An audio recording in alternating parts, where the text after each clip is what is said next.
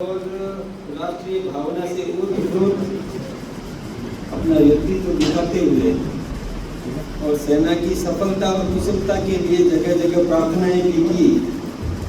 उनमें करणी माता के मंदिर में भी प्रार्थना की हमारी जनता ने कि हमारे सैनिक सुरक्षित रहे और अपने मिशन में कामयाब हो। और इसी प्रकार सेना हमारी सफल हुई और हमारा कोई भी सैनिक सीमा पर कोई हताहत नहीं हुआ। हालांकि पाकिस्तान ने हमारी आवासीय बस्तियों में हमले भी किए, लेकिन फिर भी हमें कोई क्षति नहीं पहुंची और हमारी सेना ने लक्ष्य निर्धारित हमले किए। आतंकवादियों के केंद्र को नेस्तनाबूद करने का जो कार्य किया उसमें हमारी सेना की सफलता है। जिन्होंने लॉन्जिट्यूड के आधार पर निश्चित स्थान पर जहां आतंकवादियों के केंद्र थे, जहां प्रशिक्षण प्राप्त करते थे, जहां उनको कोई संरक्षण देता था, उस आतंकवाद के कारखाने को नष्ट करने में हमारी सेना ने महत्वपूर्ण भूमिका निभाई। यही नहीं, ऐसे आतंकवादियों को भी नष्ट किया जिन्होंने कभी कंधार में विमान अपहरण का काम भी किया, उनको भी और ध्वस्त किया, वो भी समाप्त हुए। और जो बच गए वो भी ईश्वर से, खुदा ताला से प्रार्थना करते रहे कि अच्छा होता मुझे भी मार देते। तो ये स्थिति बनाई है। हमने आवासीय बस्तियों में कहीं हमला नहीं किया।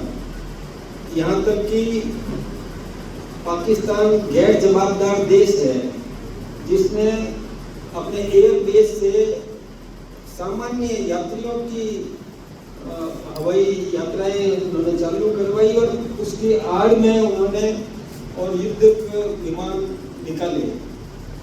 और वो जानता था कि हिंदुस्तानी जवाबदार देश है और किसी भी रूप में वो ऐसे यात्रियों के वाहनों पर हमला नहीं करेगा, लेकिन हमने नहीं किया। जैसे कि हम सब के बारे में पूरी दुनिया में ये विश्वास दुनिया करती है हम पर कि भारत एक जवाबदार देश है, यहाँ का नेतृत्व जवाबदार है, यहाँ के सैनिक संवेदनशील है। तो किसी आवासीय बस्तियों पर हमने हमले नहीं किए। आतंकवाद के केंद्रों को नेस्तनाबूद करना ये हमारा प्रथम कर्तव्य था, उसमें हमने सफलता प्राप्त की। उसके बाद जब पाकिस्तान गिड़गिड़ाया, पाकिस्तान ने रिक्वेस्ट की, कई देशों से भी उसने रिक्वेस्ट की, लेकिन अंत में पाकिस्तान के सेनाधिकारी ने हमारे सेनाधिकारी से चर्चा की कि हम युद्ध नहीं चाहते, हम आपसे चर्चा करना चाहते। तो हमारे सेनाधिकारी ने उनसे कुछ अपनी कंडीशंस भी रखी कि हमें आतंकवादियों का समर्पण चाहिए, जो आतंकवादी बच गए हैं उनको समर्पित करो और आतंकवाद के केंद्र को कभी भी पनपने नहीं दोगे, किसी प्रकार का संरक्षण नहीं दोगे, आतंकवादी पैदा नहीं करोगे। इन शर्तों पर ऑपरेशन सिंदूर को रोका गया। ये समाप्त नहीं हुआ है, ये स्थगित किया गया है। यदि किसी भी प्रकार की फिर से कोई पाकिस्तानी घटना ऐसी होती है कि आतंकवादी हमला हमारे देश पर होता है, तो फिर ऑपरेशन सिंदूर तो कंटिन्यू रह सकता है। इसलिए हमने एक जवाबदार देश के जवाबदार नेतृत्व का और जो दायित्व होता है उसका निर्वहन हमने किया। और उसके बाद सीमांत क्षेत्रों में हमारे सभी जवाबदार कार्यकर्ता भी गए, जनता की कुशल क्षेम भी पूछी, सारी जानकारी लेने के बाद और जनता का भी सहयोग मिला, सेना का भी हमें पूरा सहयोग मिला, क्योंकि सेना के साथ हमने आपसी समन्वय, उनको किस प्रकार से सहायता उपलब्ध करवाना चाहिए इसके लिए भी हमारे कार्यकर्ताओं ने पूरी संवेदनशीलता दिखाई, जवाबदारी निभाई।